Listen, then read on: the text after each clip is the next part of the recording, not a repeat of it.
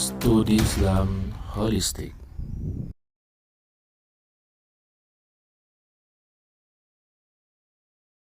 Assalamualaikum warahmatullahi wabarakatuh. Alhamdulillah, wassalatu wassalamu ala rasulillah sallallahu alaihi wasallam. Kali ini kita akan mengupas kaitannya dengan al-lughatul arabiyyah atau yang kita kenal dengan bahasa Arab.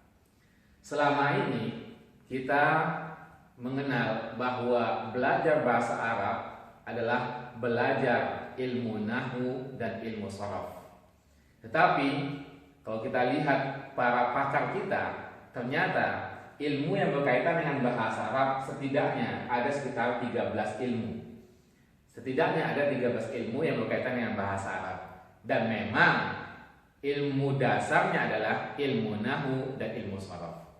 Mari kita kaji satu persatu apa ilmu yang 13 yang dikatakan oleh para ahli terkait dengan bahasa Arab.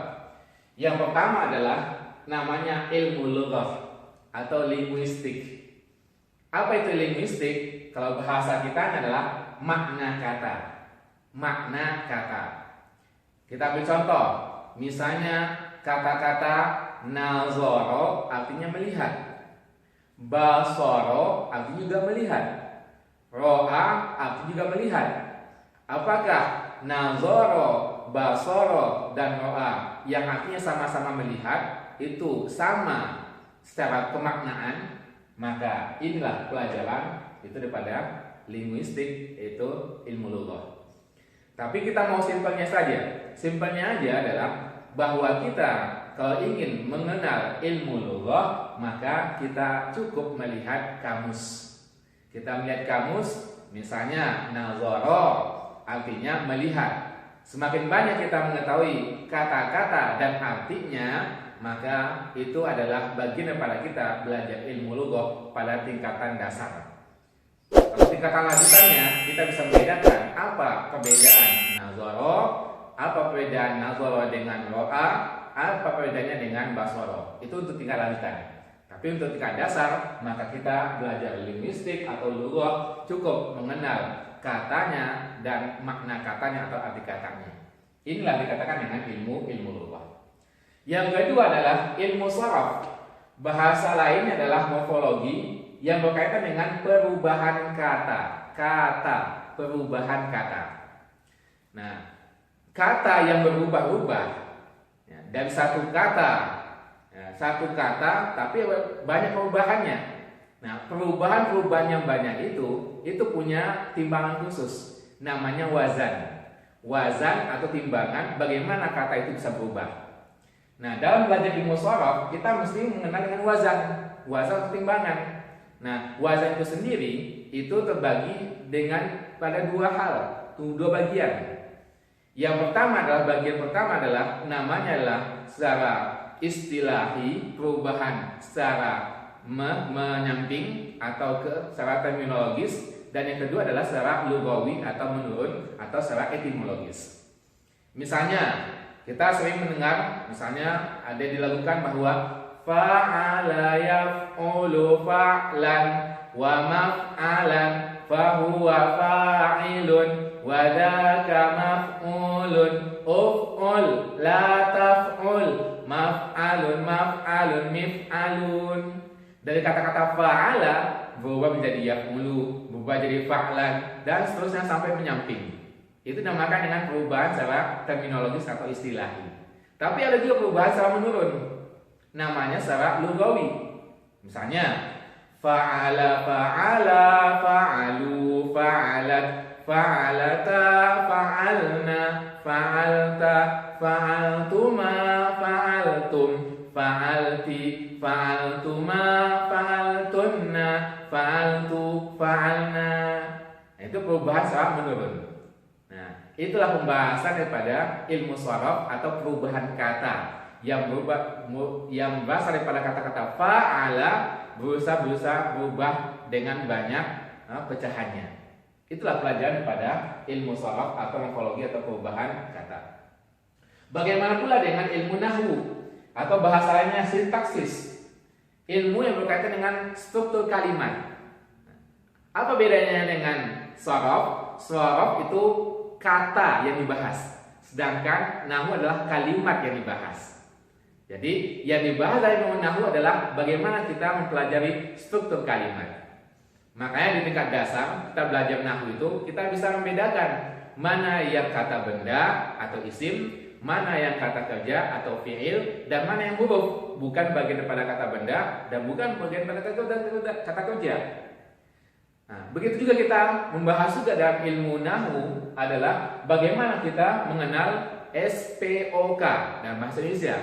Subjek, predikat, objek, keterangan. Subjek sebagai fa'il, predikat ada sebagai fi'ilnya, objek maf'ul bihnya, keterangan dengan zarafnya. Itu semua ada pembelajaran khusus terkait dengan struktur kalimat di dalam ilmu nahwu.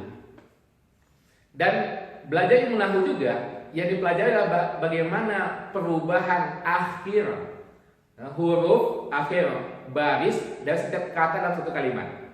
Perubahan akhir huruf, akhir baris setiap kata di akhir setiap kalimat. Nah, setiap kata ada huruf akhirnya. Nah, bagaimana dia berubah? Misalnya kata-kata al-faslu, bisa dikatakan al-faslu, tapi bisa menjadi innal fasla, bisa juga menjadi fil fasli, bisa faslu, bisa fasla, bisa fasli, berubah-ubah. Nah, itu juga pembahasan daripada nahwu. Nah, pembahasan khususnya adalah namanya belajar i'rab. Bagaimana perubahan akhir baris setiap kata dalam satu kalimat. Ini pelajaran namanya pelajaran i'rab. Inilah bagian daripada ilmu nahwu. Bagian daripada ilmu nahwu. Nah, secara dasarnya belajar bahasa Arab adalah bagaimana kita mengenal lughah, sharaf, nahwu. Lughah secara makna katanya, sedangkan sharaf perubahan katanya, sedangkan nahwu adalah struktur kalimatnya. Jika kita sudah tahu lughah, sudah mengerti sharaf dan memahami nahwu, maka kita sudah bisa membangun sebuah kalimat yang baik.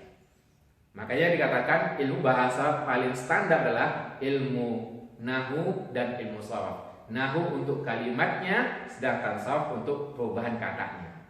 Tetapi kalau kita mau mempelajari bahasa lebih lanjut lagi, maka ada ilmu-ilmu lain yang mendukung untuk ilmu-ilmu ini. Apa ilmu-ilmunya? Yang pertama adalah ilmu balaghah. Ilmu balaghah itu terdiri pada 3 bagian besar pembahasan. Yang pertama adalah pembahasan ma'ani. Yang kedua adalah bayan. Yang ketiga adalah badi'. Apa itu ma'ani? Bahasa kitanya makna kalimat. Makna kalimat. Bayan, penjelasan kalimat. Dan badi', keindahan kalimat. Apa yang dimaksud dengan makna kalimat? Makna itu adalah sesuatu lafal. Kalau kita mendapatkan suatu kalimat, maka ada makna yang tersimpan di pikiran kita. Nah, makna itu bisa kita pahami secara langsung. Makanya pelajaran ilmu ma'ani itu nanti pembahasannya kaitannya dengan apa?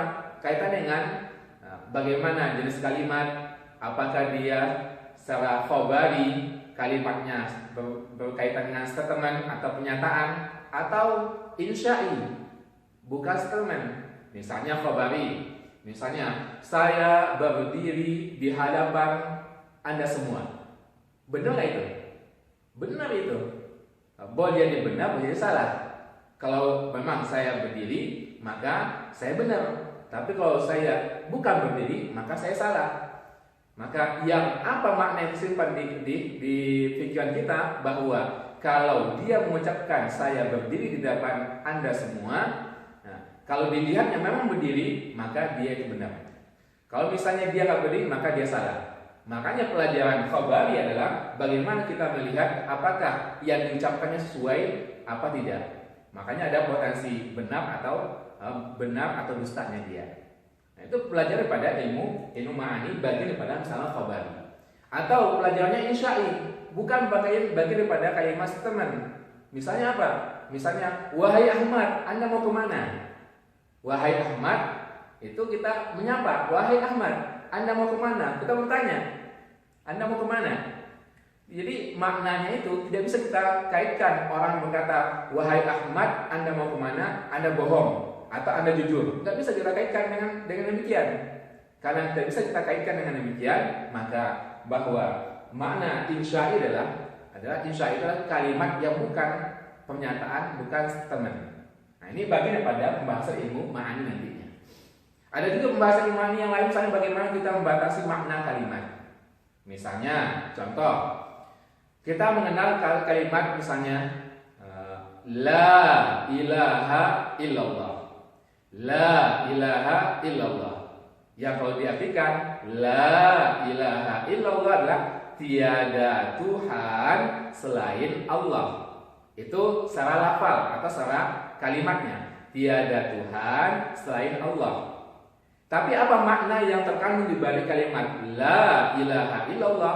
Makna yang terkandung adalah hanya Allah satu-satunya Tuhan, tiada Tuhan yang lainnya.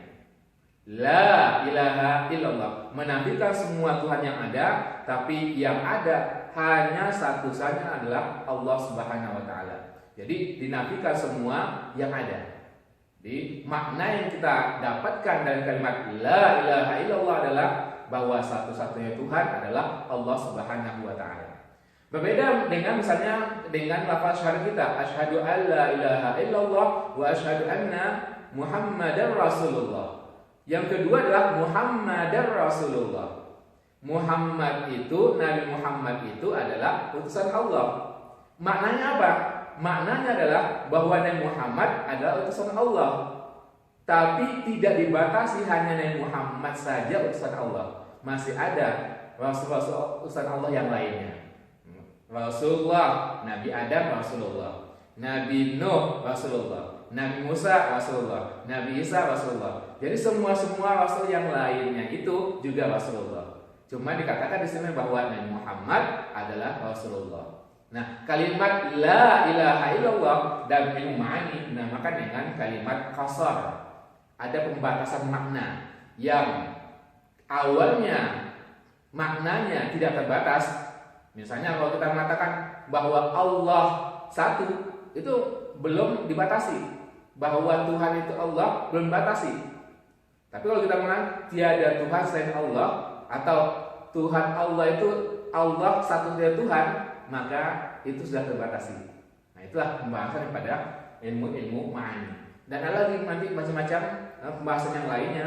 Ada nanti namanya fasal, ada wasal, ada namanya ijaz, itnab, dan musawah. Dan ini adalah bagian daripada ilmu atau makna-makna kalimat di dalam ilmu balaghah. Yang kedua adalah ilmu bayan, penjelasan kalimat. Kalimatnya butuh penjelasan. Kalau makna ketika diucapkan langsung tergambar maknanya.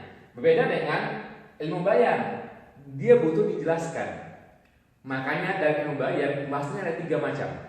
Yang pertama pembahasan mengenai tasbih. Tasbih itu apa? Pemisalan, perumpamaan. Yang kedua adalah pembahasannya majaz. Dan ketiga pembahasannya kinayah. Pemisalan misalnya, anta kan nuri fil lailah. Misalnya contoh begitu, bahwa engkau bagaikan cahaya di malam hari. Jadi ada pemisalan, engkau bagaikan cahaya di malam hari. Itu contohnya namanya tasbih. Tapi ada juga nanti ya, yang kedua namanya majaz. Apa itu majaz? Kalimat kalau dipahami secara letterlek, secara kebahasaan, maka dia akan menjadi rancu. Dia mesti dipahami pada bahasa yang bukan bahasa yang sebenarnya. Contohnya, misalnya rumput itu melambai-lambai kepadaku. Rumput itu melambai-lambai kepadaku. Tidak masuk kepada akal kita bahwa bagaimana rumput bisa melambai padaku. Oh, ternyata maknanya rumput itu bergoyang-goyang. Kata-kata melambai-lambai adalah artinya bergoyang-goyang. Nah, itu namanya majaz. Jadi tidak bisa kita memaknai secara arti yang sebenarnya. Itu namanya majaz. Yang ketiga adalah kinayah. Kinayah itu apa? Kinayah itu adalah kita bisa memaknai pada dua sisi. Bisa dimaknai secara lafalnya, bisa dimaknai pada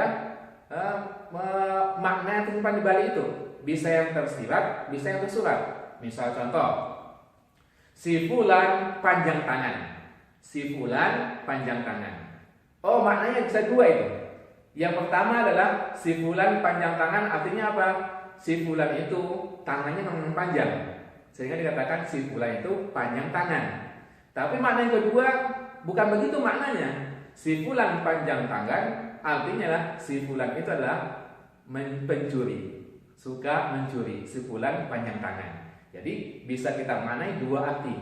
Bisa dengan makna yang sebenarnya yang tertulis atau makna yang tidak sebenarnya. Itulah dinamakan yang kinayah. Tergantung niat orang yang menghafalkannya. Nah, itu pembahasan ilmu badi'. Dan yang ketiga adalah ilmu badi'. Apa itu ilmu badi'? Ilmu badi' adalah terkait dengan keindahan kalimat. Bagaimana kita ingin kalimat itu menjadi indah. Makanya pembahasan ilmu badi' nanti adalah pembahasan lanjutan. Maka di sini pembahasan adalah bagaimana muhasinatul lafziyah wa muhasinatul maknawiyah. Bagaimana kita membaguskan secara kelafalan atau lafalnya, dan bagaimana kita membuat bagus secara maknanya. Itu pembahasan lanjutan daripada ilmu balaghah. Jadi ilmu balaghah secara simpelnya itu ada 3 pembahasan: ilmu ma'ani, dan ilmu bayan, dan ilmu badi'.